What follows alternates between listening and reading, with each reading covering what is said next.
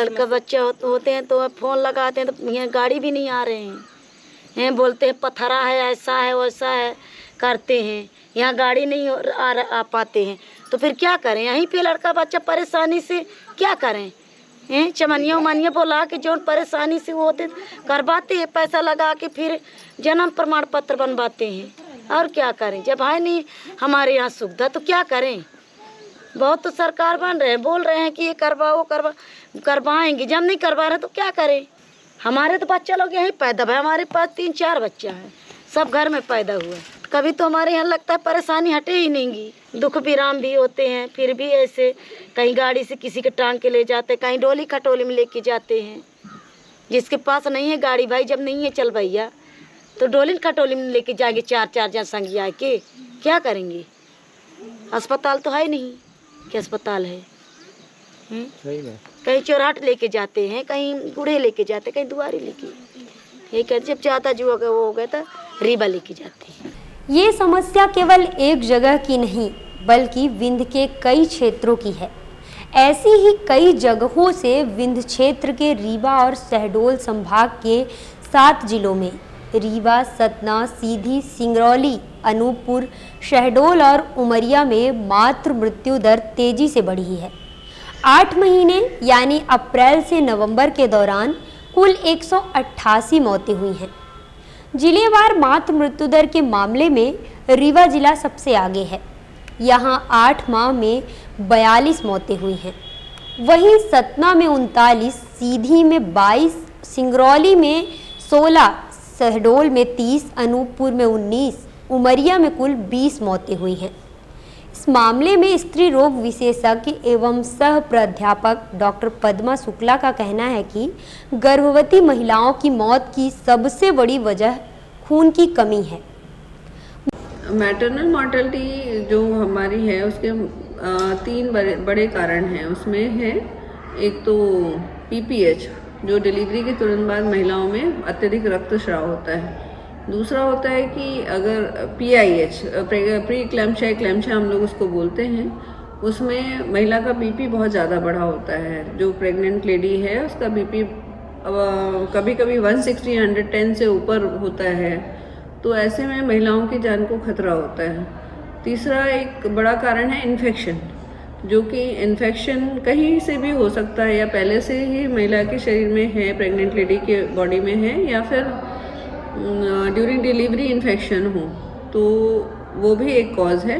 इनके साथ इन तीनों कंडीशन में अगर एनीमिया है, पेशेंट को खून की कमी है, तो वो और ज़्यादा डेंजरस हो जाता है, मतलब ज़्यादा कॉम्प्लिकेट हो जाता है केस, और इससे मैटरनल मॉर्टेलिटी और बढ़ जाती है।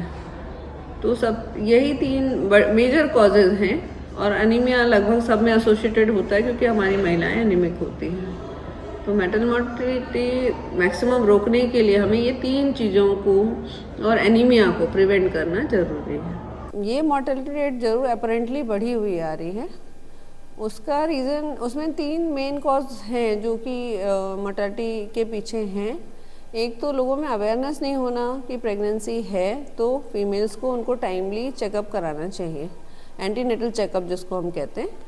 तो टाइमली चेकअप इतना इम्पॉर्टेंट है कि उसमें से जो भी परेशानी होती है महिला को प्रेगनेंसी के दौरान, तो उसका अर्ली डायग्नोसिस हो जाएगा तो अर्ली ट्रीटमेंट हो जाता है। तो ज़्यादातर जो दूर दराज की महिलाएं हैं, जैसे गरीब महिलाएं हैं या फिर गांव से हैं, तो उनके घरों में ये अवेयरनेस ही नहीं है कि उनको टाइमली चेकअप कराना चाहिए। फिर वो जब आती हैं, एनीमिक हो जाती हैं प्रेगनेंसी के दौरान, या फिर जब आती हैं हमारे पास हॉस्पिटल आती, तो ऑलरेडी वो बहुत बैड शेप में होती है। हमारी गवर्नमेंट काफ़ी स्कीम चला रही है इसके लिए, और अनमोल पोर्टल है जिसमें कि हाई रिस्क प्रेगनेंसी पहले ही आइडेंटिफाई करना है। जैसे पेशेंट आती हैं किसी भी सेंटर पे या आशा ANM के पास, तो वो इस पोर्टल में उनकी पूरी जानकारी डालते हैं, तो उससे पेशेंट डिटेक्ट हो जाती है कि हाई रिस्क है या नहीं है। पर ये हाई रिस्क डिटेक्शन रेट भी बहुत कम है हमारा अभी। मातृ मृत्यु दर के तेजी से बढ़ने की दूसरी बड़ी वजह महिलाओं का प्रेगनेंसी के दौरान टेस्ट ना करवाना। गर्भावस्था के दौरान महिलाएं जांच के लिए अस्पताल ही नहीं जाती और ये मौत की बड़ी वजह बन जाती है। इस मामले में विंध्य क्षेत्र की स्थिति मध्य प्रदेश के बाकी क्षेत्रों की अपेक्षा काफ़ी खराब है।